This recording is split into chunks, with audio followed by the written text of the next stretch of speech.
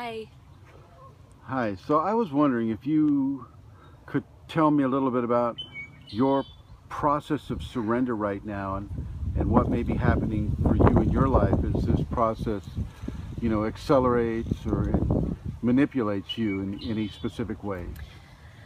Yes, the Kundalini process is very challenging in terms of the surrender from my experience so far. I'm not used to having a teacher. I'm not used to all that is entailed in that. It's a very foreign concept. I was born in Oklahoma, and this is, I'm from the States, and, my background is what it is. But learning how to surrender to the teacher is a challenge. It's a foreign concept for me, and I'm having difficulty with it. It's something that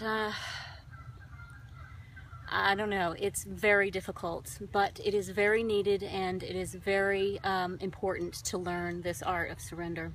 The teacher will sometimes do things that are just completely off the wall, anything and everything to tweak you and to trigger you, and it is in those moments that you have to dig deep and surrender and pull up and find the pattern of love that is moving through you to offer up in an upward response, so to speak. And that is not easy. It is not easy. I'm not going to sit here and say it's all, cakes and balloons, and it's very challenging. So yes, I've had challenges with that in the last little while, being out here and learning how to break through that and realizing there's more to go after that, and realizing that most of it's my ego, if not all of it. Rebellion, resistance, kicking and screaming, wanting my independence, wanting my this or that. And yeah, so it's definitely a learning curve and a challenging one. But it's also one that is very beautiful when you pull through or push through or release through, actually. And can you offer any advice on how a person can release through it? Yes, the way that I have done this, and I've had some amazing breakthroughs with this, is as soon as the challenge or the hurt or the pain or the trigger comes up, whatever it is that I'm working with, I pull up that mantra and I begin to say that even through, and it's torture sometimes. You just aren't feeling that way, particularly towards your teacher in the moment.